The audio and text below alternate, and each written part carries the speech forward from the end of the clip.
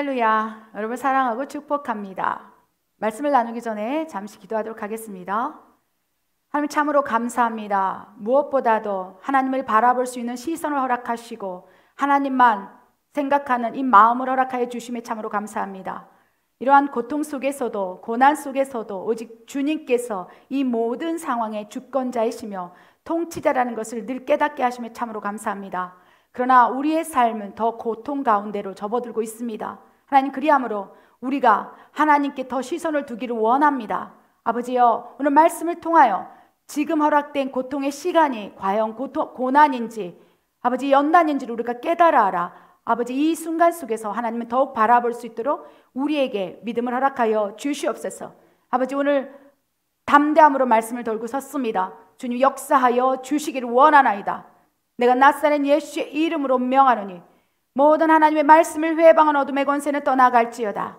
내가 나사렛 예수의 이름으로 명하노니 하나님의 말씀을 1.1핵도 어긋남이 없을진데 그 말씀을 회방하며 믿음을 사라지게 하는 어둠의 권세들은 떨어져 나아갈지어다. 하나님, 이 고통의 시간 속에서 하나님 우리에게 원하시는 것이 무엇입니까? 이 지금 허락한 고통의 시간이 무엇을 위한 것입니까? 주님, 오늘 말씀 가운데 우리에게 깨달음을 허락하여 주시옵소서.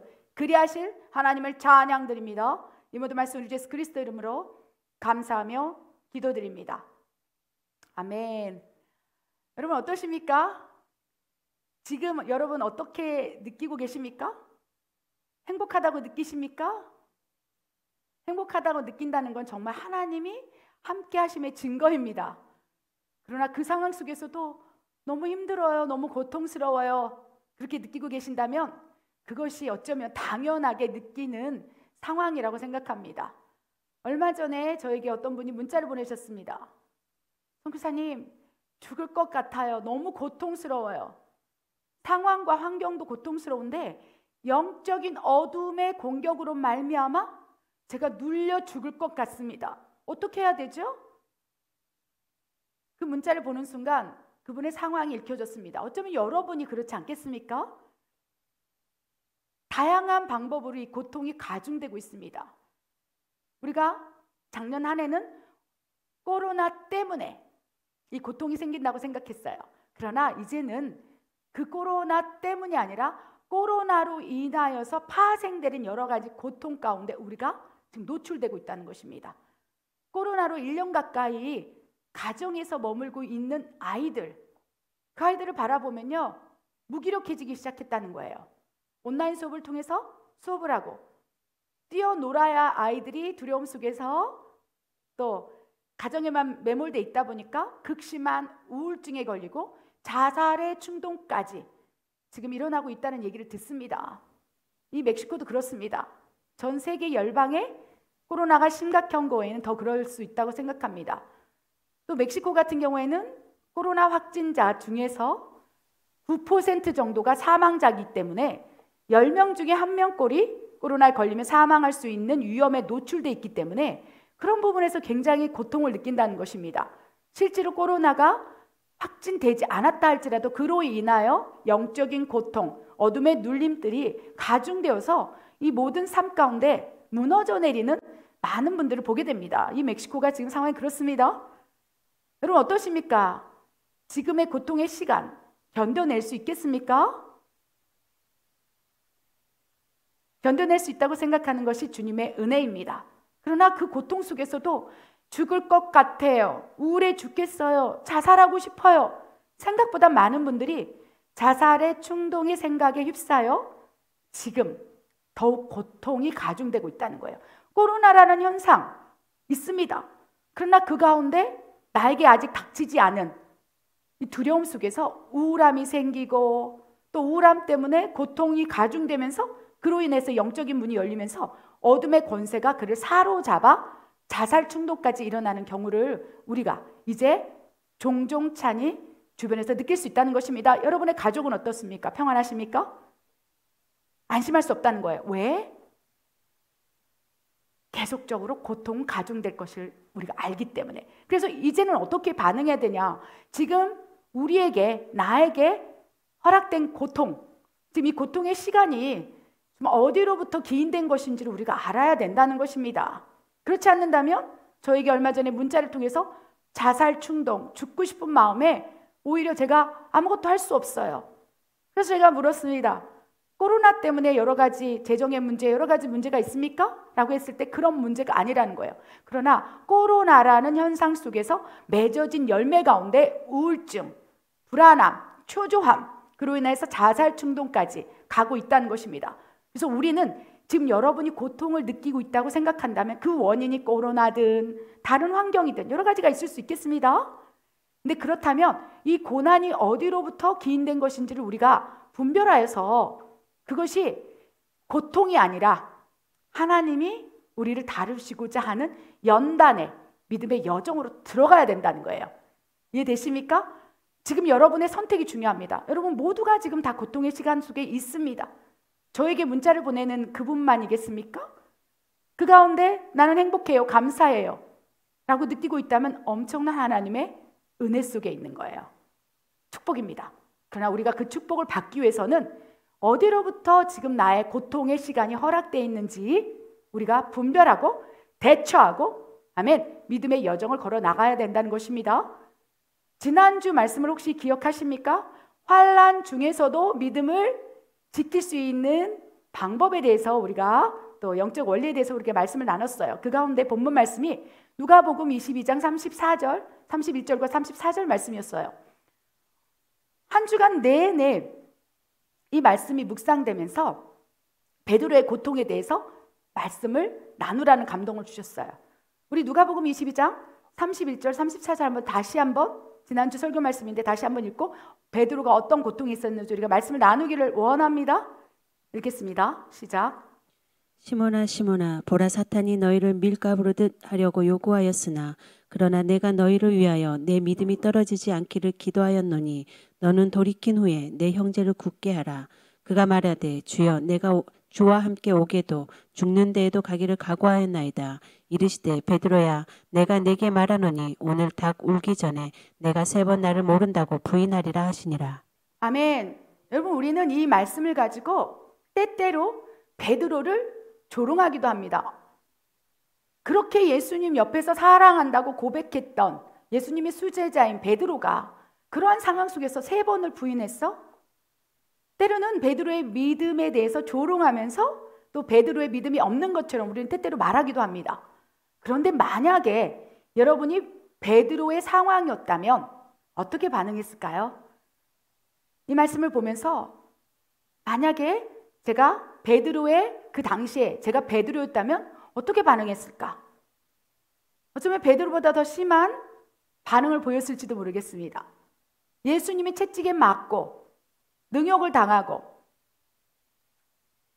매를 맞고 침을 뱉고 뺨을 맞고 가래침이 얼굴에 뱉어지고 얼마나 고통의 시간이었겠습니까? 예수님 자체도 고통이지만 예수님은 그 고통을 이기고 부당하게 당하는 고난을 이기고 십자가에 못 박혀 죽으실 때야 비로소 사명이 완수되고 그 거룩한 사명을 위해서 이 땅에 오셨기 때문에 그 고통의 시간을 예수님은요 기다리신 거예요.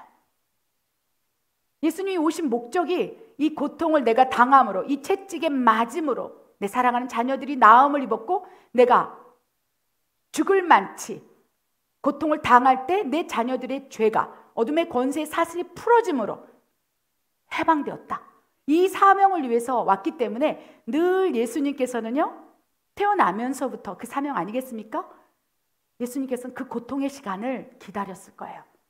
그래서 기도 가운데 묵상 가운데 예수님이 정말 33살의 짧은 여정으로 하나님이신 예수님의 성육신 몸으로 살아왔지만 가장 고통스러웠을 순간은 십자가에서 못 박혀 인간의 육신의 몸으로 돌아가실 때 극도의 고통이 있을 거라고 생각합니다. 그러나 기도 가운데 그런 감동을 저에게 주시는 거예요. 대종아, 그런데 그 고통의 시간이 가장 나에게는 행복한 시간이었다. 십자가의 고통에서 죽어야만 자녀들을 구원하기 때문에 그 고통의 시간을 기다리고 연단되고 연마하고 그 십자가에서 죽으시기 위해서 모든 것을 버리시고 완전하신 하나님이지만 완전한 인간이기 때문에 인간을 대신해서 죽기 위해서는 준비를 해야 되는 시간이 있어야 된다는 것입니다. 연단, 훈련, 아멘. 연말을 통해서 그 십자가에서 죽으실 때 완전한 하나님의 영광의 도구로 예수님, 하나님 스스로가 그 영광을 받기 위해서는 준비하는 시간이 있었다는 것입니다. 30년이 준비된 시간이고요. 완전한 인간의 인성으로 살아가는 30년의 시간. 또 3년 기간 동안 하나님의 완전한 신성의 영역을 하나님의 형상을 보여주는 그 거룩한 부르심 앞에서 그 부르심이 완성되기 위해서는 내가 채찍에 맞음으로 내가 고통을 당함으로 이 고통의 시간을 부당하게 당할지라도 견뎌내므로 너희가 나음을 입었고 너희가 구원을 받았느니라. 그래서 예수님께서요 감동 가운데 이 십자가에서 죽는 그 시간이 가장 고통스러웠지만 가장 행복했단다. 그 시간을 위해서 연마되고 연단되는 시간이 있었기 때문에 그 십자가의 고통의 시간 속에 완전한 하나님의 영광을 위해서 그 한 몸을 불태웠기 때문에 가장 예수님께서 행복할 수 있었겠구나. 그런 감동을 받았다는 것입니다. 여러분 어쩌면 지금 여러분이 겪고 있는 고통의 시간이요 먼 훗날 하나님의 영광을 받기 위해서 준비하는 훈련의 시간인지도 모르겠습니다. 그래서 그 고통을 고통으로만 보지 마시고 그 고통을 잠깐 한 발짝 물러서서 관망하시길 바랍니다. 코로나로 인하여 당하는 고통은 여러분에게만 있는 고통이 아니에요. 그런데 코로나의 현상 속에서 누군가는 감사해요. 행복해. 우리 교회, 우리 권사님도 또 우리 또 멕시칸 성도님도 난 너무 감사해. 너무 행복해. 너무 기뻐. 코로나라는 현상은 모든 사람에게 다 미치고 있는 고통이라는 거예요. 그런데 누군가는 그 코로나의 고통 속에서 감사를 표현하고 있다는 거예요. 또 누군가는 며칠 전에 저에게 문자를 보내신 분처럼 죽을 것 같아요. 이 코로나로 인해서 내가 1년 동안 아무것도 못하고 지금 재정이 없습니까? 아니라는 거예요. 넉넉하다는 거예요. 그런데 왜 그러세요?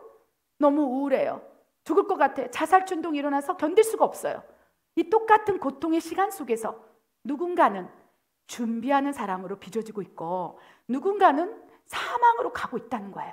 여러분은 이 기로에서 어느 편에 속했습니까? 이 고통은 똑같습니다. 우리가 만약에 이 고통의 시간이 나를 올가매고 영적으로 눌리는 시간이라면 오늘 이 말씀을 통하여 다시 준비되는 연단의 시간으로 여러분 하나님 앞에 서길 바랍니다. 아멘. 이 베드로가 얼마나 큰 고통 가운데 있었겠습니까? 예수님은 이 고통을 견디고 인내해서 사명을 완수하기 위해서 채찍에 맞고 도살장에 끌려가는 양처럼 질질질 끌려가면서 고통을 당하고 있지만 그래서 예수님은 속으로 이 사명을 감당해야 돼. 이 고통의 시간이 나에겐 너무나 큰 축복이다. 너무 하나님 감사해요. 그러나 순간 돌아보면 두려운 거예요. 그래서 겟세마네 동산에서 아버지여 이 고통의 시간이 두렵습니다. 이 고통의 시간을 완전한 인간이긴 하지만 이 육신에 맞는 채찍 모든 피를 흘려 보내야지만 이 구원을 이룰 수 있는 이 사명 때로는 저를 누릅니다. 그러니 제자들아 베드로야 나를 위해서 기도해 줄 수 있겠니? 기도도 부탁하지 않았습니까? 얼마나 그 고통의 시간을 알고 있었지만 그 시간을 견디는 것이 두려움으로 예수님에게 다가왔기 때문에 왜? 예수님은 완전한 인간이지만 인성이 있었던 거예요. 고통에 대한 이 느낌은 우리하고 똑같은 거예요. 바늘에 찔려도 예수님이 아프셨습니다. 예수님이 고통이 없는 게 아니에요. 고통을 느끼지 않는 게 아니에요. 인내하신 거예요. 그런데 그 고통의 시간을 하나님께서 보여주시니 예수님이 감당하기 어려움으로 하나님께 기도하는 거예요. 원컨대 이 잔을 다른 곳으로 옮길 수만 있다면 이 잔을 옮겨주시옵소서. 근데 하나님께서 예수님께 내 아들아 이 사명을 위해서 왔지 않느냐. 이 고통의 시간을 지날 때 비로소 내 고통받는 자녀들이 구원받아 아버지 나라 천국에 올 수 있거늘 이 고통의 시간을 견뎌줄 수 있겠느냐? 성경에 나와 있지 않지만 성자 예수님께서 성부 하나님의 이 음성을 들었을까요? 예수님께서는 주여 뜻대로 하여 주시옵소서. 나의 뜻대로 마시고 아버지의 뜻대로 하시옵소서. 그런데 그 고통의 시간이 너무 힘드니까 기도를 하시다가 베드로한테 가서 베드로야, 내가 너무 고통스럽다. 너무 힘이 드는구나. 나를 위해서 기도해 줄 수 있겠느냐? 여러 번 가서 부탁을 한 거예요. 예수님께서의 십자가에 달려 돌아가시는 고통이 그냥 쉽게 그 고통의 시간을 견딘 것이 아니라는 것을 기억하시기 바랍니다. 제자들에게 부탁할 만큼 내가 고통스러워 죽을 것 같구나. 베드로야, 기도 좀 해줘라. 졸고 있는 거예요, 베드로. 그러니까 또 가서 베드로야, 어찌 한 시간도, 이 짧은 순간도 나의 고통을 네가 알지 않느냐? 내가 십자가에 못 박혀 죽을 때, 이 고난을 받을 때 너희가 화목제물 되는 것을 내가 그동안 누누이 가르치지 않았느냐? 그런데 베드로는 모르는 거예요. 왜? 혈과 육으로 그 음성을 들었기 때문에 영적으로 깨닫지 못한 거예요. 그러니까 베드로의 졸고 있는 모습을 바라보면서 예수님의 고통은 더 가중됩니다. 얼마나 힘들었겠습니까? 내가 3년 동안 이 공생의 사역을 통해서 이 사명을 완수하게 가르치고 천국 복음을 전파하고 병든 자를 치유하고 하나님의 형상과 능력과 신성을 보여줬건만 아직도 내 베드로, 수제자라고 여기는 베드로는 이것을 깨닫지 못하고 졸고 있구나. 예수님의 고통을 더 가중시키는 거예요. 종들의 무너짐, 깨어있지 못함, 근실하고 깨어서 이때가 어느 때인 줄 알아야 준비할 터인데 베드로처럼 졸고 있는 거예요. 얼마나 가슴이 아팠겠습니까? 예수님 지금 우리 교회들을 바라보고 종들을 바라보고 가슴이 아플지도 모르겠습니다. 지금 마지막 때다 내 종들아. 깨어 근실해서 졸지 마라. 지금 당장 내일 얼마 안 있으면 예수님께서 그 고통의 시간, 사명을 감당해야 할진데 그것을 알지 못하고 졸고 있는 교회들을 향해서, 종들을 향해서 얼마나 답답했겠습니까? 얼마나 그 예수님의 마음이 고통스러웠겠습니까? 그럼에도 예수님은 알았다, 됐다, 베드로야. 그리고 나서 실제로 예수님께서 말씀하시고 예언하신 그 성취대로 예수님께서 이제 고통의 시간 안으로 들어간다는 거예요. 십자가를 지기 위해서 그 고통에 예수님께서 기다리고 또 기다리고 그 고통의 시간, 행복한 시간을 기다렸고 그 시간 안으로 들어갈 때 그것을 바라보는 제자들의 모습이 어땠는지 우리가 살펴보기를 원합니다. 베드로는 어떻습니까? 베드로는 지금 그 상황 속에서 본인도 이제 고통 안으로 들어가는 거예요. 예수님이 고통을 당하는 그 모습을 바라보면서 베드로는 생각했을 거예요. 내가 가진 모든 것들을 다 포기하고 예수님을 따라왔건만 베드로를 부를 때 나를 따라오너라. 내가 너로 사람을 낚는 어부가 되게 하리라. 그래서 베드로는요, 배도 버리고 그물도 버리고 다 버리고 모든 것들을 다 포기하고 예수님을 따라갔고 그 공생의 기간 동안 예수님 늘 옆에 있었다는 거예요. 베드로가 예수님의 수제자였지만 그는 내려놓고 포기하고 버린 모든 것들이 있었다는 거예요. 그런데 예수님께서 고통의 시간 속으로 들어가는 모습을 바라보면서 베드로는 자신의 모든 것이 와르르 무너지는 거예요. 내가 3년 동안 예수님이 그리스도이시고 하나님의 아들이라고 믿었건만 저렇게 처참히 고통을 당하고 능욕당하는 모습을 보니 내가 지금 잘못 믿었나 보다. 내가 무엇을 믿은 것인가? 내가 배도 버리고 가족도 버리고 모든 것 다 포기하고 예수님 옆에서 3년을 살았는데 과연 저분이 그리스도실까? 저분이 하나님의 아들일까? 모든 것이 와르르 무너지는 순간 속에서 그는 영적으로 엄청난 고통의 시간으로 들어간 거예요. 자기의 모든 것을 잃어버린 것뿐만 아니라 3년 동안 자기가 그렇듯 믿었던 신뢰, 믿음의 대상이 무너지는 그걸 바라보면서 고통이 임한 거예요. 여러분, 그래서 이 말씀을 보면서 우리가 베드로를 믿음을 격화시키지 않았으면 좋겠습니다. 여러분이라면 어떻게 생각하겠습니까? 여러분 모든 걸 다 버리고 헌신했는데, 충성했는데 그것이 가짜인 것처럼 느껴지는 상황에 직면했을 때 여러분의 마음은 고통의 시간으로 들어갔을 거예요. 베드로도 그랬다는 거예요. 믿음이 없어서가 아니라 상황이 그랬다는 거예요. 여러분 어떻게 생각하십니까? 여러분이 베드로라면 어떠한 모습으로 이 상황 속에서 돌파를 하겠습니까? 쉽지 않다는 것입니다. 그런데 여기서 베드로는 그래서 결국 이 고통의 시간 속에서 이 고통으로 중심 안으로 들어가서 예수님께서 말씀하신 대로 닭이 울기 전에 3번을 저주하고 예수님을 부인하고 고통의 나락으로 밑으로 뚝 떨어진 거예요. 정죄감으로 뚝 떨어진 거예요. 어떻게 내가 예수님을 부인할 수 있어? 그 상황 속에서 여러분 베드로는 정죄감의 나락으로 떨어졌다는 거예요. 예수님께서 건져주지 않았다면 그는 어쩌면 가룟 유다와 똑같은 인생의 말로를 겪을 수 있었다는 것입니다. 그런데 여기서 중요한 것은 이 고통의 시간이 어디로부터 기인된 것인가? 우리가 묵상을 해야 한다는 것입니다. 지금 살펴본 것은 예수님의 고통이에요.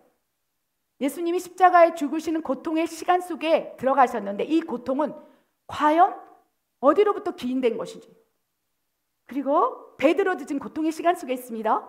이 베드로의 고통이 어디로부터 기인된 것인지 여러분 묵상하길 바랍니다. 여러분은 어떻습니까? 지금 고통스럽습니까? 힘이 드십니까? 단지 코로나 때문에 이 현상을 탓하지 않길 바랍니다. 코로나는 모든 사람에게 공평하게 미치는 고통의 현상일 뿐이고 이 현상을 내가 어떻게 받아들이고 있느냐예요. 그 가운데 자살의 충동을 느끼고 우울함을 느끼고 여러 가지 고통 속에서 견딜 수 없는 마음들이 있습니까? 여러분이 겪고 있는 지금 고통이 어디로부터 기인된 것일까요? 이 고통은요 3가지로부터 기인될 수 있음을 기억하시기 바랍니다. 첫 번째, 하나님이 허락하신 고통이 있을 수 있어요. 예수님의 고통이 그렇습니다. 부당한 고통을 당하는 거예요. 부당한 고난을 당한다는 것입니다. 예수님께서 이 땅에 성육신의 몸으로 오셨을 때 하나님께서 예수님께 네가 죽어야 내 사랑하는 자녀들이 산다. 네가 죽을 때 내가 영광을 받으리라. 하나님이 허락하신 고통 가운데 있었다는 것입니다. 베드로는 어쩔까요? 누가복음 22장 31절 34절을 보면 베드로의 고통이 나옵니다. 그런데 베드로도 하나님이 허락하신 고통 가운데 있다는 거예요. 누가복음 22장 31절 34절을 보면요 예수님께서 이렇게 말씀하세요. 시몬아 시몬아 보라 사탄이 너희를 밀가부르듯이 너를 공격할 거야. 그런데 사탄이 공격하는 것을 이 고통을 당하는 것을 하나님 예수님 허락했어. 예수님의 고난은요 100% 하나님이 허락하신 고통입니다. 고난이라는 거예요. 그래서 예수님이 사명을 감당할 때 영광을 받기 때문에 아멘. 그 십자가에 죽으시는 고통을 하나님께서 거룩한 고통으로 허락하셨고 사명을 완수하기 위해서 허락하신 고통이라는 것입니다. 그래서 참 아름답습니다. 주변에 참 많은 분들이 하나님이 허락하신 고통 가운데 견뎌내고 부당한 대우를 받아도 참고 인내하는 분들이 참 많아요. 그렇게 참고 인내하는 분들이 우리 하나님의 종들이었으면 좋겠습니다. 많은 선교사들이었으면 좋겠습니다. 아멘. 연단되고 훈련받아서 정말 하나님의 종들이 부당한 예수님의 고통을 당할지라도 주님 아시지요. 이 죄를 이들에게 돌리지 마시옵소서. 이 고백을 하는 종들이 많이 부를 듯 일어나기를 원합니다. 그런데 이 고통만 있는 게 아니라 베드로의 고통인 경우에는 어떤 케이스냐? 하나님이 허락하신 거예요. 베드로야, 사탄이 밀가부르듯 너를 공격할 거야. 왜? 너를 다루기 위해서. 지금으로 너를 쓴다면 네가 교만한 종이 될 거야. 다듬어지지 않은 이 성품으로 내가 너에게 어떻게 영광을 받겠느냐. 자랑하고 교만하고 예수님이 앉아의 영광의 보좌에 네가 앉고 예수님의 의를 드러나는 것이 아니라 너의 의를 드러날진데 내가 너를 통해서 영광을 받겠느냐? 그리함으로 너를 사랑하기 때문에 이 고통의 시간을 허락할 거야. 그래 사탄에게 밀가부르듯이 베드로를 한번 흔들어 봐라. 베드로의 고통은요 하나님이 허락하신 고통인 거예요. 그러나 사탄이 공격으로 말미암아 허락된 고통이라는 거예요. 아멘. 그런데 이유가 있다는 것입니다. 하나님이 허락하신 고통의 이유가 있다는 것이에요. 첫 번째 하나님이 허락하신 고통은요 미리 말씀하십니다. 이것은 여러분이 좀 메모를 해도 좋을 것 같습니다. 누가복음 22장 31절 34절에 상세하게 나와 있어요. 하나님이 허락하신 고통은 예수님도 동일합니다. 베드로도 동일해요. 베드로는 하나님이 허락하셨지만 사탄의 공격을 통해서 고통을 가하는 거예요. 그런데 그 특징이 있다는 거예요. 첫 번째, 하나님께서 미리 말씀하세요. 완전한 하나님이신 예수님에게도 그 고통의 시간이 허락될 것을 미리 말씀하셨어요. 예수님은 그 고통의 시간이 지날 때 구원을 받는 걸 알기 때문에 제자들에게도 내가 어떻게 고통을 당할 것인지 너희는 알아야 할지니라. 그래서 미리 말씀하신다는 거예요. 베드로도 이 고통의 시간을 미리 말씀하셨다는 거예요. 하나님 허락하신 고통은 미리 말씀해 주십니다. 여러분 지금 고통 속에 있습니까? 고난 속에 있습니까? 그러나 기도할 때마다 조금만 참을 수 있느냐? 내 장로야, 내 권사야, 내 종아, 내 사랑하는 선교사야, 조금만 참을 수 있느냐? 하나님이 허락하신 거야. 아니면 또 누군가를 통해서 목사님, 이 고통은 하나님 허락하신 거예요. 기뻐하세요. 이런 음성을 듣고 계십니까? 하나님이 허락해 주신 것은요, 미리 말씀하십니다. 여러분에게 지금 미리 말씀하시면서 고통의 시간을 허락하셨다면 기뻐하고 즐거워하십시오. 아멘. 그 이후에 놀라운 상급이 기다리고 있습니다. 베드로에게 미리 말씀하셨어요.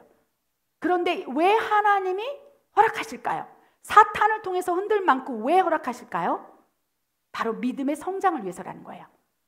예수님 자체는 하나님이시기 때문에 믿음을 시험할 이유가 없습니다. 그러니까 예수님께서 알고 계셨고 또 하나님께서 미리 말씀하셨고 그 사명을 위해 오셨고 그 알고 계신 그 사명을 제자들에게 말씀을 하신 거예요.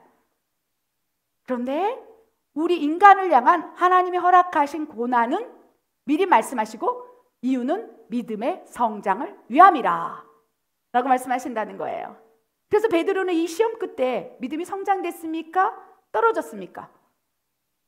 예수님께서 사탄이 너를 밀가부로 들지 공격할 거야. 하나님이 허락하셨어. 그런데 너의 믿음이 떨어지지 않도록 그리하여 이 고통의 시간이 지나고 난다면 너의 믿음이 부쩍 성장하여서 예수 그리스도의 믿음의 분량까지 자라날 수 있도록 내가 너를 위해 기도하고 있단다.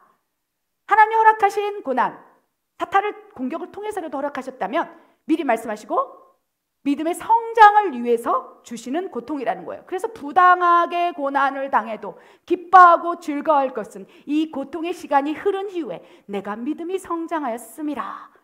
내가 선한 싸움을 싸우고 달려갈 길을 마치고 나면 내가 믿음으로 승리했기 때문에 영광의 면류관을 받을 것이다. 이게 소망이라는 것입니다. 믿음의 성장을 위해서 고통을 허락하십니다.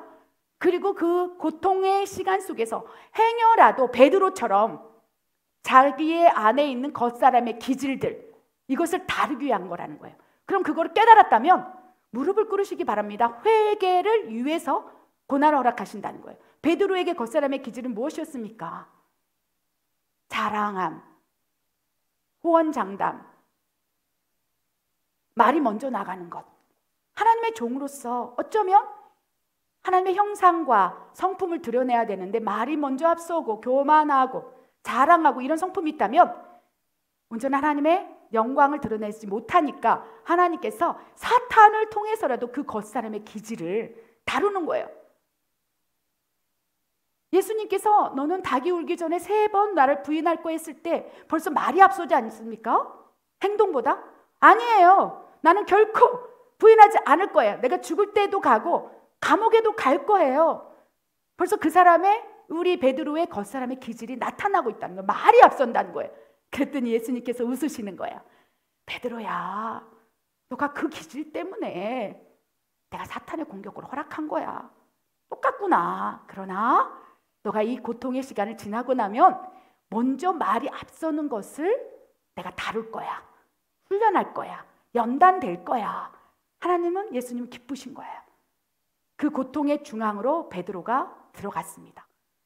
여러분, 하나님이 허락하신 고난, 그리고 사탄이 여러분을 공격하는 고난이 있을 수 있다는 거예요. 그리고 마지막으로는 자신의 죄로 기인된 고난인 거예요. 이 베드로의 고난 같은 경우는 어떤 경우입니까? 자신의 죄로 기인된 고난입니까? 약간은 애매하지만 부당한 고난인 거예요. 우리 겉사람의 기질이 있을 수 있지 않습니까? 말이 먼저 앞서기도 하고 인내하지 못하고 교만하고 이런 부분이 있을 수 있어요. 그런데 그것이 사탄의 공격을 허락할 만큼 하나님한테 매를 맞을 건 아니지 않습니까? 그렇죠? 우리 안에 분노의 마음도. 그래도 베드로도 정말 예수님 옆에서 충성되이 예수님을 섬겼던 큰 종일진데, 그렇죠? 이렇게까지 사탄의 공격을 허락하리 만큼 왜 그러셨을까요? 이유는 단 한 가지예요. 내가 너를 쓰고 싶어. 너의 그 기질만 다룬다면, 말이 앞서는 그 겉사람의 기질만 나한테 복종된다면 너는 놀라운 권능의 사도가 될 거야. 하나님 아시는 거예요. 그래서 베드로에게 고통을 허락하시는 거예요. 여러분, 세 가지 고통의 이 기인된 이 원인 가운데 여러분이 지금 어떤 고통을 당하고 있을까요? 하나님이 허락하셨다면 기뻐하시기 바랍니다. 또 사탄이 여러분을 밀가부로 공격함으로 정신이 혼미하다면 하나님 앞에 엎드리시기 바랍니다. 세 번째, 자신의 죄로 기인된 고통을 당하고 있다면 여러분 다시 한번 여러분의 믿음을 묵상해야 합니다. 자신의 죄로 기인된 고통을 당했던 대표적인 사람이 바로 가룟 유다였습니다. 우리가 가룟 유다의 고통을 한번 살펴보기를 원합니다.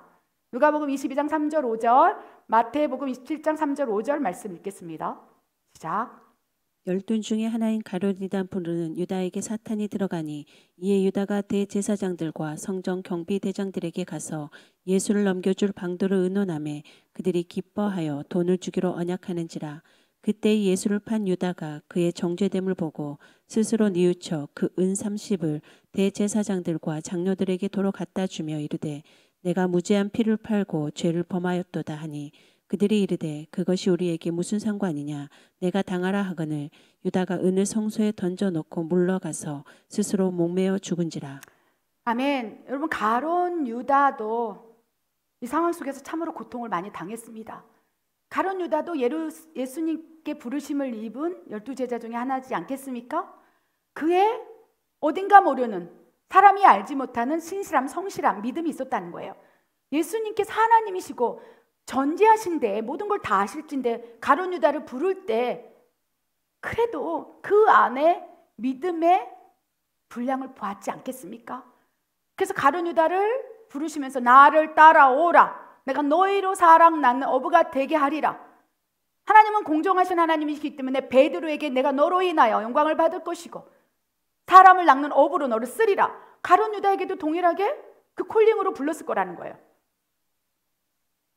그런데 하나님께서 지금 가룟 유다를 향해서 뭐라고 말씀하시냐면 너의 고통은 죄로 말미암아 사탄이 너에게 들어감으로 당하는 고통이다 라고 말씀을 하시는 거예요. 베드로의 고통과 가룟 유다의 고통이 완전히 다릅니다. 예수님의 고통과 베드로의 고통, 가룟 유다의 고통이 다르다는 거예요. 기원이 다르다는 거예요. 기억하시기 바랍니다. 예수님은 하나님으로부터 온 고통이에요. 거룩한 고통, 거룩한 사명을 위한 고난이라는 것입니다. 베드로는 자신의 기질, 성품들, 나 혼자만 알고 있고 다른 사람에게 해를 입히지 않는 그러한 숨겨진 죄성들을 들춰내어서 하나님의 합당한 그릇을 빚기 위해서 하나님이 사탄을 통해 허락한 고난이라는 것입니다. 그런데 가룟 유다는 어떨까요? 하나님이 가룟 유다가 은 30냥에 예수님을 팔고 그로 고통으로 말미암아 정자겜에 시달려서 자살하도록 하나님이 허락하신 고통일까요? 많은 분들이 너가 차라리 태어나지 않았으면 좋았을 것 같다라고 말씀하신 거에 대해서 이미 다 가룟 유다는 이미 그렇게 예수님을 팔 사람은 작정되었다고 얘기 아니라는 거예요. 누구 하나도 하나님께서 구원받을 영혼들을 잃어버리기를 원하지 않는 거. 그러니까 애통함으로 그걸 받아야 된다는 거예요. 가룟 유다야, 네가 사탄의 생각을 받음에 사탄이 너의 마음 가운데 가득하여서 사탄이 이제 너의 죄성 가운데 들어가 진을 치게 됐구나. 네 안에 귀신이 가득하구나. 예수님께서 사탄을 허락한 게 아니라는 거예요. 그러니까 그 애통한 마음에 네가 죄가 있었다, 탐욕이 있었다. 어찌 공금을, 교회 돈을 네 마음대로 도용하여 쓰는 것이냐, 네 마음대로 헌금을 도둑질하는 것이냐. 예수님은 전제하기 때문에 가룟 유다가 헌금을 도둑질하고 그것을 자기 유익으로 쓰는 것을 알고 있었다는 거예요. 그래서 늘 경계했어요. 가룟 유다야, 네 안에 탐심이 가득하구나. 가룟 유다야, 네가 차라리 태어나지 않았으면 좋을 것이다. 네가 나를 팔겠구나. 누가 예수님을 팝니까? 경계하시는 거예요.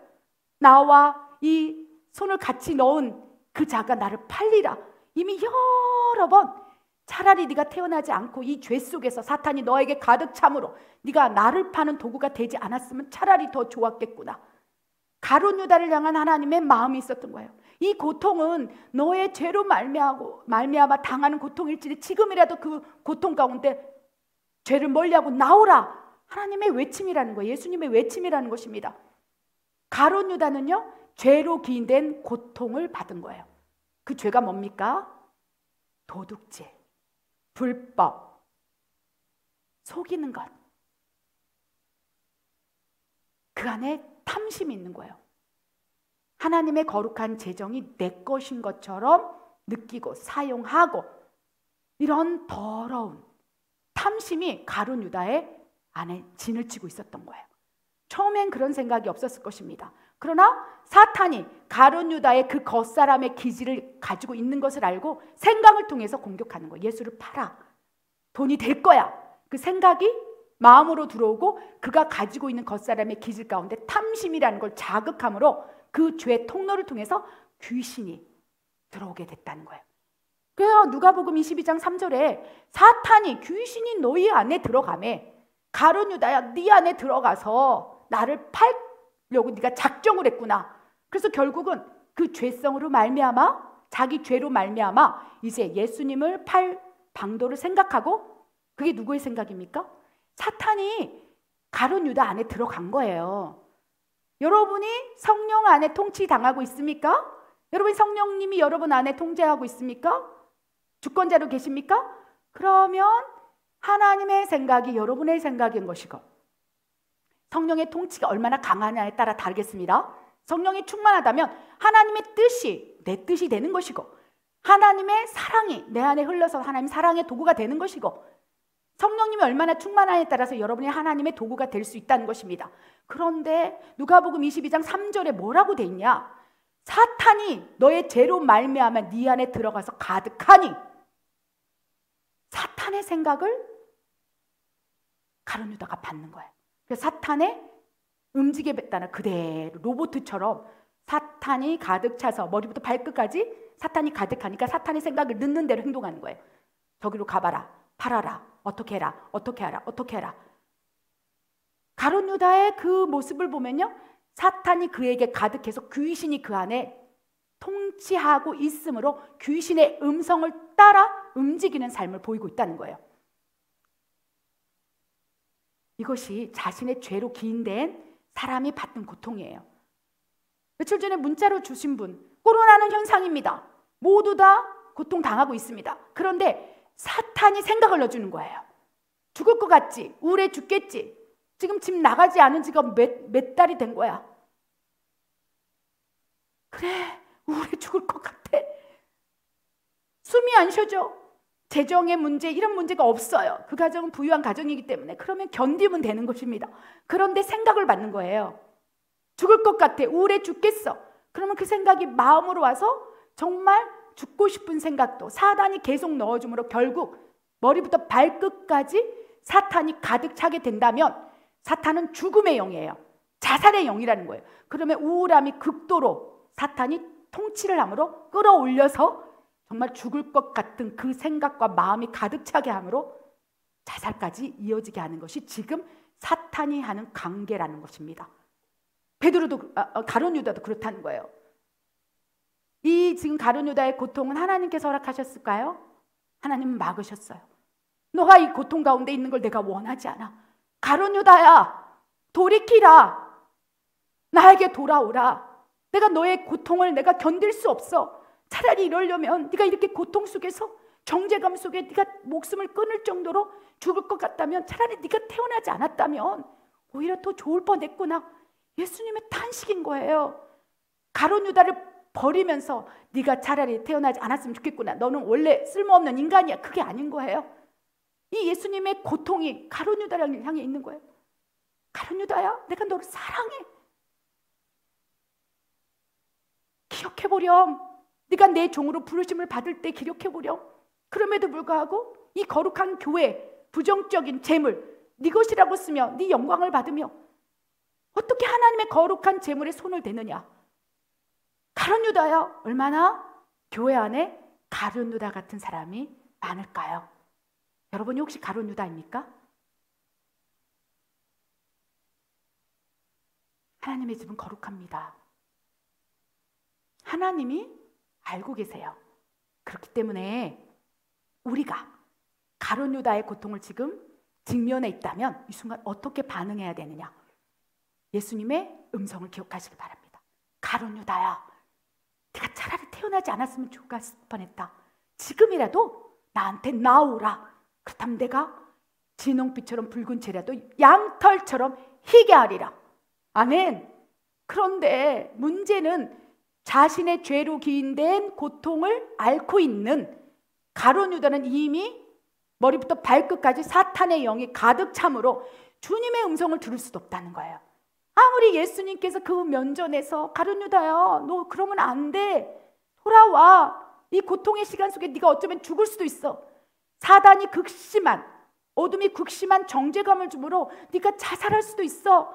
차라리 자살하여 네가 사망으로 빠진다면 차라리 태어나지 않았으면 좋았을 거다. 계속 콜링하는 거야. 나한테 나와.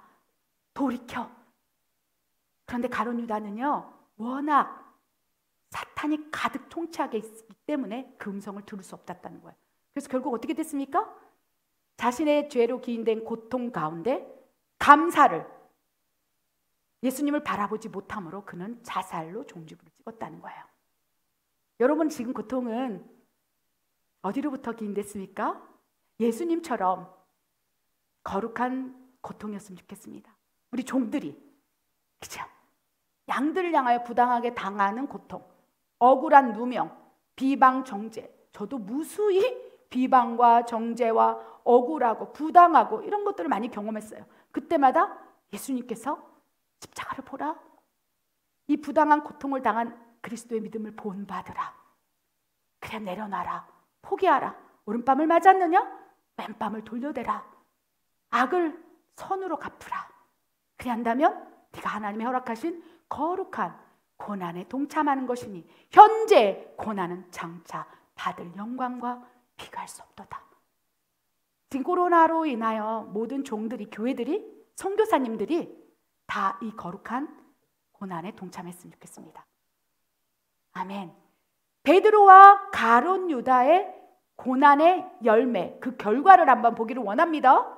우리 로마서 8장 1절 2절 말씀 한번 보기를 원합니다. 하나님 허락하신 연단과 사탄이 가룟 유다에게 고통을 준 고난의 차이를 우리가 분별해 보겠습니다. 읽겠습니다. 시작. 그러므로 이제 그리스도 예수 안에 있는 자에게는 결코 정죄함이 없나니 이는 그리스도 예수 안에 있는 생명의 성령의 법이 죄와 사망의 법에서 너를 해방하였음이라. 아멘. 이 말씀 가운데 핵심 키워드가 있어요. 뭐냐면 생명의 법이 너희를 통치하고 있느냐? 사망의 법이 너희를 올가매고 있느냐? 베드로는 사망의 법일까요? 예수 그리스도 안에 있는 생명의 성령의 법일까요? 누구의 통치를 받고 있습니까? 베드로는요, 생명의 성령의 법에 의해서 그 법 안에서 하나님께서 그 그릇을 연단시키고 그 그릇을 확장하기 위해서 하나님이 허락하신, 누구를 통해서? 사탄을 통해서 허락하신 고통 가운데 있었다는 거예요. 그러니 그리스도 예수 안에서 생명의 성령의 법에 의하여 너희가 지금 고통을 받고 있다면 결코 정죄함이 없다. 그 정죄함의 근원은 사단인 거예요. 아, 너 같은 사람이 네가 뭘 할 수 있어? 베드로야, 너 3번 부인했잖아. 네가 이 얼굴로 가지고 다른 제자들을 만날 수 있어? 바보같이. 어떻게 너는 예수님의 수제자라고 하는데 어떻게 그 하찮은 여종 앞에서 3번을 부인할 수 있어? 사망의 법에 사탄의 통치된 자들에게 나타나는 것은 정죄감이에요. 그래, 아무것도 할 수 없어. 하고 싶지 않아. 죽고 싶어. 내가 뭘 할 수 있어? 그러면 사망의 사탄은 이렇게 얘기해요. 맞아. 죽어. 너 같은 것은 없어져도 돼. 예수님께서 사랑으로 가룟 유다야, 나에게 돌아와라. 네가 차라리 태어나지 않으면 좋았을 뻔했다. 이 예수님의 정죄함 없는 성령의 말씀을 사단은 왜곡해서 이렇게 얘기하는 거예요. 거봐, 예수님도 네가 태어나지 않았으면 좋겠다고 했잖아. 예수님도 너를 버렸어. 예수님도 널 버렸는데 제자들이 너를 받아줄 것 같아? 죽어. 예수님의 의도를 사탄의 사망의 통치의 법은 왜곡해서 전하는 거예요. 너는 차라리 태어나지 말았어야 돼. 어떻게 할까? 죽어. 이것이 사탄의 통치의 법에 사로잡힌 사람들이 나타나는 반응이라는 거예요. 근데 베드로는 어떻습니까? 어떻게 보면 베드로가요, 죄송합니다, 조금 하나님 앞에서 뻔뻔하십니다. 그렇게 부인을 하고도 돌아서서 예수님, 우리 모입시다. 마가다락 방에 모입시다. 예수님께서 승천하실 때 너희는 기다려라. 내가 너에게 놀라운 선물을 줄 것이니 보혜사 성령을 주겠다 말씀하시지 않았습니까? 그렇게 부인하고 난 베드로, 만약에 사탄의 사망의 법에 통치돼 있다면, 야, 나 같은 것이 3번이나 부인하고 내가 살 가치가 어딨냐? 내가 이래도 예수님의 수제자야? 말도 안 돼. 난 죽어야 돼. 베드로처럼 그 생각을 받았다면 그렇게 하지 않았을 거예요. 그런데 베드로는요, 가룟 유다하고 다른 법의 통치 안에서 하나님 주신 고통을 받고 있었던 거예요. 그게 뭐냐? 생명의 법인 거예요. 그를 다루시기 위해서 고통을 하락했지만 그 고통 가운데 베드로의 겉사람의 기질이 꺾어지고 훈련되고 연단되어서 아주 보기에 좋은 하나님의 형상을 담는 권능의 겸손한 종으로 베드로를 빚기 위해서 허락된 것이기 때문에 그 시간 속에 정죄감이 없는 거예요. 베드로가 행하려도 스스로를 정죄하려고 할 때 정죄감이 없게 하는 거예요. 예수 그리스도 안에 있는 자에게는 그 고통 속에서도 정죄함이 없습니다. 왜? 하나님이 친히 그를 다루시기 위해서 통치 안에 있기 때문에. 여러분, 지금 누구의 통치에 있습니까? 가룟 유다처럼 사망의 통치의 법이 여러분을 감싸고 있습니까? 그래야 우울하십니까? 죽을 것 같습니까? 기도하십시오. 하나님, 나에게 사망의 법이 통치하고 있습니다. 나를 종속시키고 있습니다. 하나님, 이 순간 내가 생명의 성령의 번보로 하나님 앞에 나아가기를 원합니다. 결코 나에게는 정죄함이 없습니다. 지금 이 순간 내가 베드로처럼, 아니 가룟 유다처럼 예수님을 부인하고 팔아버리는 이 고통의 시간 속에 있을지라도 나에게는 정죄함이 없습니다. 왜? 이 시간이 지나고 나면 내 믿음이 성장할 것이고 이 고통이 있을 거라고 미리 말씀해 주셨고 내가 회개함으로 더 좋은 그릇으로 나를 빚으시는 하나님의 연단의 다루심이라는 것을 내가 알기 때문입니다. 어쩌면 베드로가 이 약간은 하나님 앞에 당당함으로 나간 거예요. 그럼 하나님께서는요, 사탄의 통치의 법에 휩싸여 가룟 유다처럼 정죄함을 받기를 원하지 않으세요.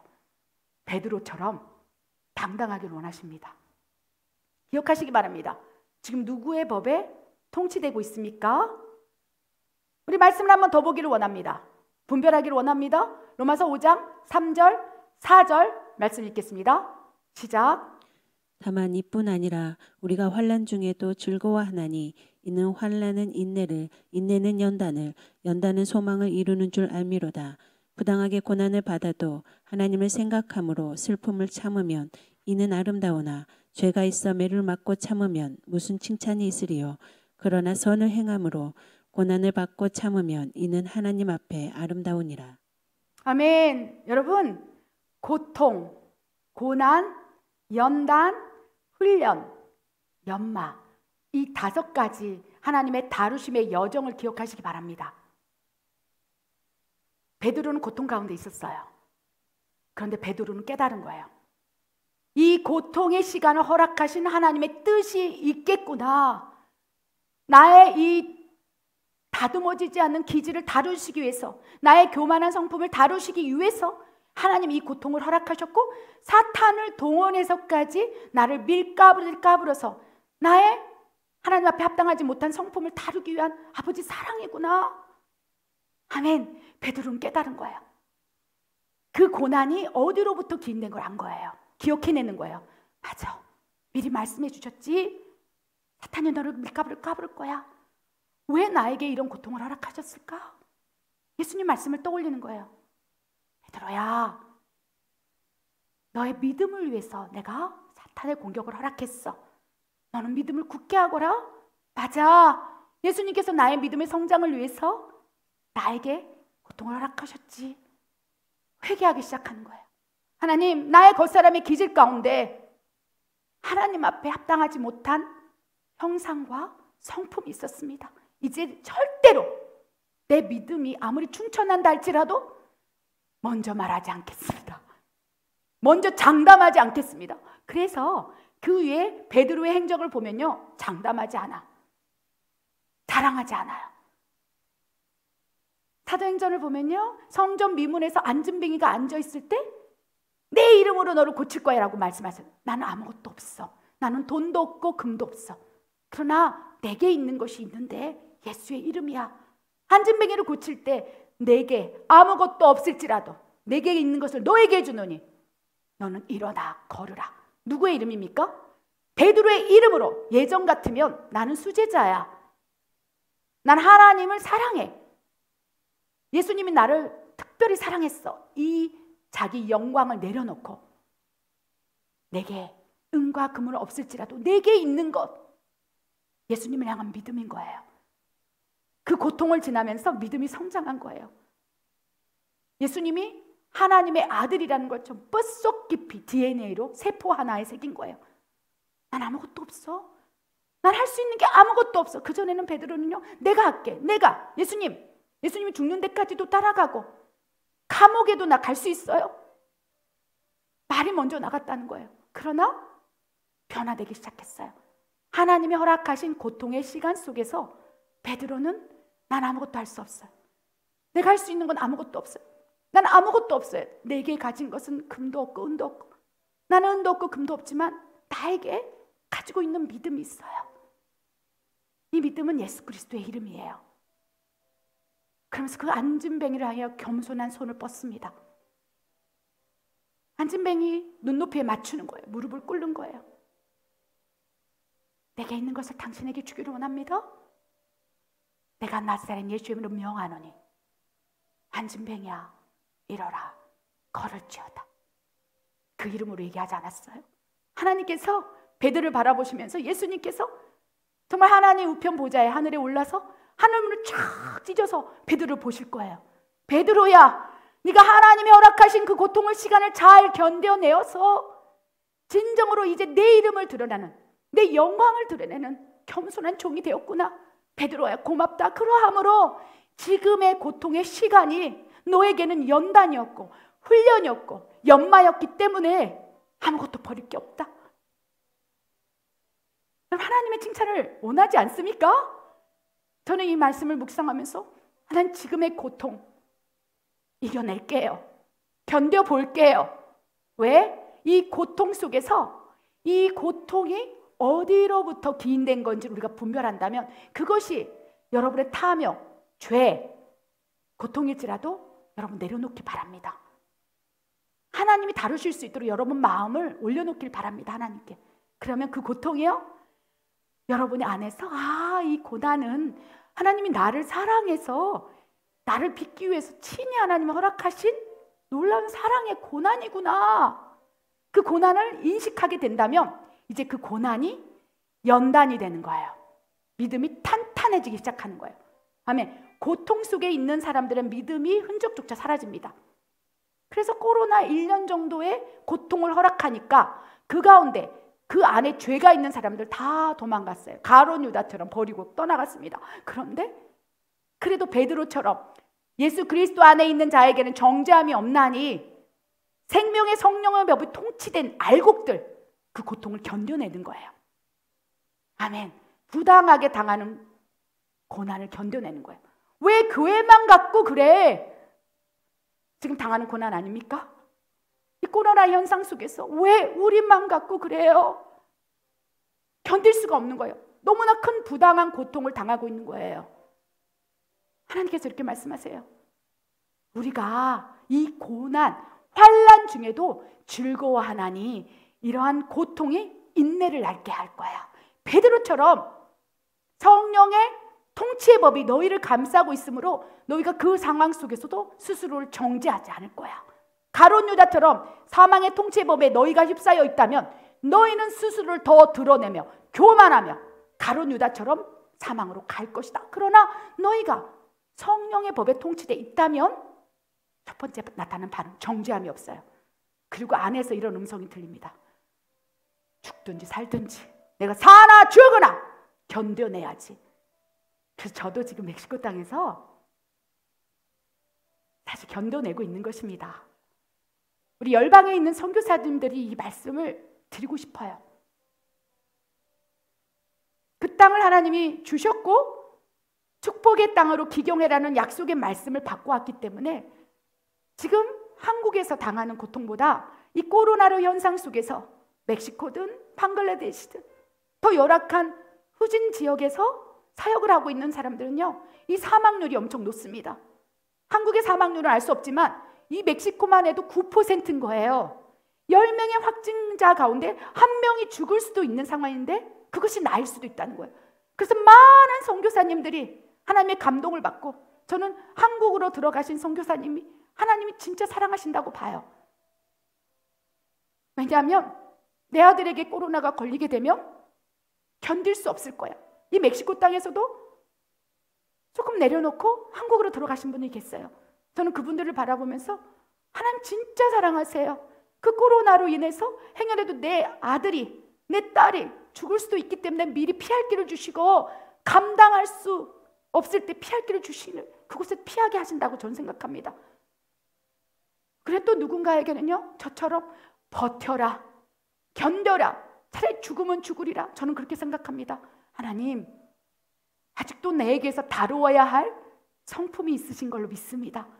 이 안에서 견디고 인내하고, 아멘, 이 환난의 고통을 견딜 때 맺어지는 열매를 하나님께 사모하셔서 이 시간을 허락했다고 믿습니다. 이조차도 감사합니다.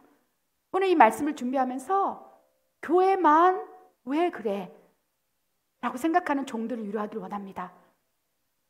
또 열방에 흩어져 있다가 또 상황, 코로나 확진이 되어서 또 모든 사역을 울면서 내려놓고 떠나가서 한국에 있어야 하는 이 선교사님들을 위로하기를 원합니다. 정말 하나님 사랑하셔서 피할 길을 주신 거예요. 그렇다면 저 같은 사람은 어떻습니까? 아직도 내 안에 하나님에게 합당하지 못한 형상과 성품을 들어지지 못하기 때문에 하나님 이곳에서 배우기를 원하는 아버지의 나머지 공부가 있다고 생각합니다. 그래서 이 말씀을 여러분이 들었다면 오늘은 종들을 위해서, 열방에 흩어져 사역하고 있는 선교사님을 위해서 그 마음을 위로하는 시간을 가졌으면 좋겠습니다. 이 말씀에 뭐라고 되어 있습니까? 로마서 5장 3절 4절 말씀에 우리가 이 코로나라는 고통 속에서 교회만 갖고 왜 그래요? 라고 말하는 이 환난 중에도 우리가 즐거워한다면 이 즐거움 속에서 감사의 열매를 맺게 되는 것이고, 하나님이 주신 이도 하나님이시고 걷어가시는 이도 하나님이실진 이 환난 가운데 내가 무엇을 원망하리요? 이 하나님을 향한 믿음이 성장한다는 거예요. 그것이 인내가 되고, 인내는 연단을 만들어내요. 연단이란 뜻은 탄탄한 거예요. 어떠한 상황 속에도 무너지지 않는 거예요. 강력한 거예요. 그리고 연단이 이제 훈련된다면 이제 엄청난 소망을 이루는 연마의 도구가 되어 하나님의 영광의 도구가 될 것이라는 걸 믿습니다. 우리 베드로전서 2장 19절 20절에 이렇게 위로하고 계십니다. 내 종아, 내 선교사들이여, 부당하게 고난을 받아도 하나님을 생각함으로 그 슬픔을 참으면 참으로 아름답구나. 교회만 갖고 왜 그래요? 그 상황 속에서 무너지는 마음이 있는 종들이 있다는 거예요. 어떻게 할 수도 없는 거예요. 그런데 하나님 때문에 참고 견디면서 그 시간을, 고통을 견디고 있다면 참 아름다워라. 내 종의 모습이 참 아름답구나. 이 고통의 시간이 지나고 나면 이제는 그 고난이 축복이 되리라. 세상이 말하는 고난은 축복이 아닙니다. 이 고난은 하나님 앞에서 단련되어서 연단되어서 이제 엄청난 훈련을 통해서 용병이 되는 놀라운 축복이라는 거예요. 연마된 군사가 되는 거예요. 연마라는 뜻은요, 갈고 갈고 또 갈고 갈고 닦아서 정말 놀라운 아름다운 도구가 된다는 거예요. 다이아몬드 원석을 보십시오. 아름답지 않아요. 그런데 그 다이아몬드가 엄청난 세공의 작업을 수천 번을 겪는 거예요. 깎고 또 깎고 깎고 그 원석이 아름답지 않습니다. 다이아몬드 원석을 한 번도 본 적이 없지만 아름답지 않을 것 같아요. 삐쭉삐쭉삐쭉. 내 겉사람의 성질들, 분노, 미움, 시기, 질투, 이간질, 이런 모든 내 안에 있는 가시들이 돌출되어서 아무리 아름다운 보석이라도 그 원석은 아름답지 않은 거예요. 왜? 우리의 본질은 진노의 자녀이고 너희 아비는 마귀라 하시면서 너희 안에 악한 본성이 있는 거예요. 그 다이아몬드 원석을 하나님이 가져다 놓고 토기장이 하나님께서 그것을 갈고 닦는 거예요. 갈고 달고 또 문지르고 꺾고 잘라내고 토기장이 하나님께서 그 다이아몬드를 세공을 하는 거예요. 근데 그 세공하는 과정이 너무나 아프다는 거예요. 연단되는 게 너무나 아프다는 거예요. 다 버리고 가고 싶어요. 내려놓고 가고 싶어요. 이 코로나라는 환경 속에서 이 멕시코를 버티고 있는 우리 선교사님들이 있습니다. 열방의 선교사님들이 있다는 거예요. 모든 환경이 다 막혀버리고 어떻게 할 수도 없는 상황에서 울고 있는 선교사들이 있다는 거예요. 그런데 그 다이아몬드 원석을 바라보면서 깎고 하면서 정말 진정한 부활로 만드는 것이 지금 우리 종들에게 또 열방에 흩어진 선교사들에게 지금 부어주신 축복이라는 것입니다. 하나님께서 참 아름답다. 고난을 받고 참으면 이는 하나님 앞에서 참 아름다운 것이니라 라고 말씀을 하신다는 것입니다. 마지막 욥기 23장 10절 우리가 말씀 읽겠습니다. 시작. 그러나 내가 가는 길을 그가 아시나니 그가 나를 단련하신 후에는 내가 순금과 같이 되어 나오리라. 아멘. 여러분, 하나님의 손에 단련되고 싶지 않습니까? 하나님의 손에 닿은 순간 고통이 시작됩니다. 왜? 하나님은 영이시고 우리는 혼과 육을 지는 영적인 존재이기 때문에 보이지 않는 하나님이 우리에게 다가와서 형상을 드러내시고 하나님 실존 자체를 우리가 계시하려면 우리의 혼과 육의 영역이 꺾어져야 된다는 거예요. 죽어져야 된다는 거예요. 우리의 자아가 십자가에 못 박혀 죽을 때 비로소 영이신 하나님의 형상을 느낄 수 있고 인격적인 하나님과 소통이 일어날 수 있다는 거예요. 그것이 바로 단련인 거예요. 내가 보이지 않으나 너의 눈에 알 수도 볼 수도 없는 하나님은 영이시나 너희가 단련된다면 혼과 육을 꺾는 단련, 겉사람의 기질들, 하나님이 보기에 합당치 않는 죄를 내려놓고 포기하고 부숴버리고 내 십자가에서 나를 못 박혀 죽는 그 고통의 시간을 견디고 난 이후에 진정으로 하나님을 느낄 수 있고 볼 수 있기에 하나님 지금도 여전히 그네 하나님의 손으로 우리를 단련하고 있다는 거예요. 내가 가는 길을 오직 토기장의 하나님이신 하나님이 아시나니 하나님 아버지께서 나를 단련하신 후에 이 고난 중에 하나님 위로하시고 이 고난이 연단되게 하시고 이 연단 속에서 더 훈련하고 연마되어서 내가 이제는 하나님 앞에서 참 아름답구나. 내 종아, 내 선교사야. 참으로 고맙구나. 정금같이 되어 나오리라. 이 말씀은요, 저에게 주는 위로의 말씀입니다. 그리고 이번 주 내내 우리 선교사님들을 위해서 기도하게 하세요. 얼굴도 모르고 이름도 모르지만 이 코로나 상황 속에서도 하나님이 너는 여기서 버텨야 돼. 견뎌야 돼. 하나님 나 한국 가고 싶어요. 아니야 너는 건강하잖아. 여기서 연단받아서 연마되어서 하나님 앞에 영광을 돌리는 도구로 내가 널 아직도 쓸 거야. 기다려. 그 음성에 머무르고 있는 우리 선교사님들이 있다는 거예요. 한국에 귀국하신 선교사님들은 하나님의 더 특별한 사랑 있는 분들이에요. 그래서 여러분이 주변에 사역을 내려놓고 한국에 들어가신 분들, 선교사님을 본다면 주님의 사랑으로 위로하시길 바랍니다. 그분 선교사님 눈에 눈물이 있어요. 저도 만약에 하나님께서 가라. 내가 왜 가야 돼 하나님? 나 여기 있고 싶어요. 아니야. 너의 육신이 연약해. 이곳에서 네가 고통을 당하니까 나는 그 고통을 보는 것이 원치 않아. 하나님의 음성에 순종함으로 한국 땅에 갔는데 그곳에서 더 고난인 거예요. 고통인 거예요. 선교사님 우는 거예요. 차라리 내가 그곳에 있었으면 더 좋았을 텐데 왜 하나님 나를 다시 한국 땅으로 보내서 이곳에서 고아처럼 내버려 두십니까? 또 그 시간 속에서 고아처럼 내버려 둔 그 상황 속에서 훈련하시고 계신 거예요. 근데 하나님께서는요, 주변에 그렇게 한국에 귀국하여 오신 선교사님이 있느냐? 하나님 사랑을 전하라. 그분들이 더 고통인 거예요. 여기서 견디는 것도 고통이지만, 그래서 지금은요, 여러분 시선을 돌려서 여러분이 다 내려놓은 기도를 다시 주시길 원합니다. 열방에 있는 선교사님들을 위해서 다시 기도의 줄을 잡아야 돼요. 하나님의 소망입니다. 제가 선교사라서 이런 말씀을 드리는 게 아니에요. 땅끝까지 가서 내 복음을 전하라. 만민에게 복음을 전파하라. 이것이 지상 명령이었고, 이 지상 명령을 붙들고 온 세계 열방에서, 오지에서 선교사라는 이름 하나 붙들고 살아가고 있는 선교사님들이 있다는 거예요. 여러분보다 어쩌면 더 그 선교사님들이 더 고통의 시간을 견뎌내고 있다고 믿습니다. 그러나 이 고통의 시간을 견뎌낸 하나님의 종들은 연단되고 훈련되고 연마되어서 하나님 형상을 드러내는 아주 멋진 주의 종이 될 거라고 믿습니다.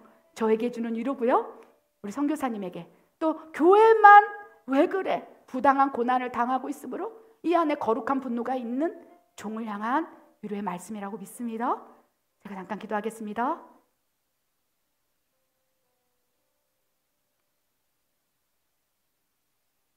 하나님,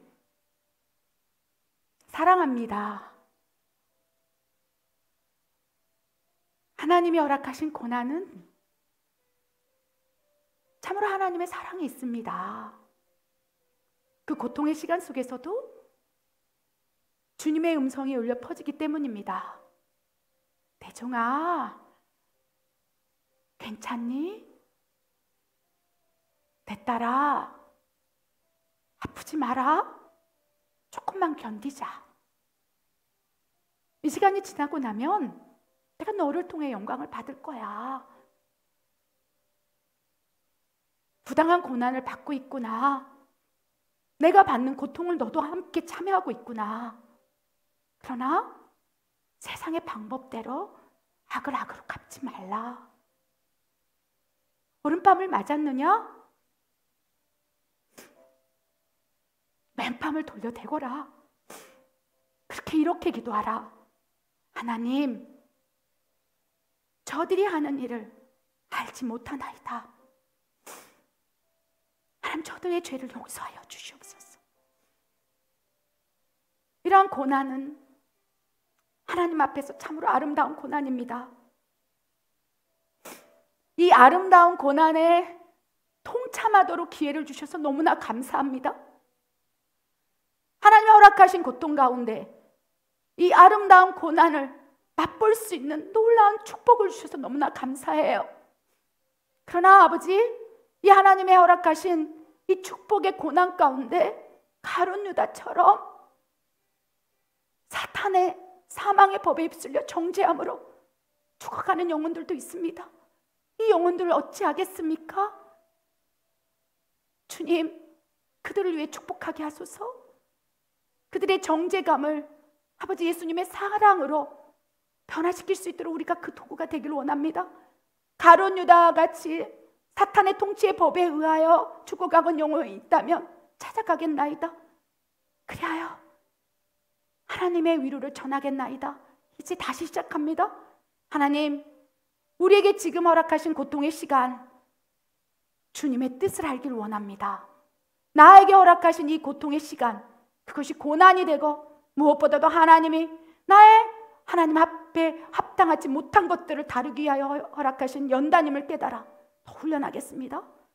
그리하여 자, 의에 나리성 검처럼 연마된 성령의 검으로 많은 영혼을 살리는 하나님의 도구가 되기를 소원합니다. 우리를 그리하여 사용하여 주시옵소서. 우리를 그렇도록 인도하여 주시옵소서. 그리하실 하나님을 찬양드립니다. 하나님 감사합니다. 이 모든 말씀 우리 예수 그리스도 이름으로 감사하며 기도드립니다. 아멘.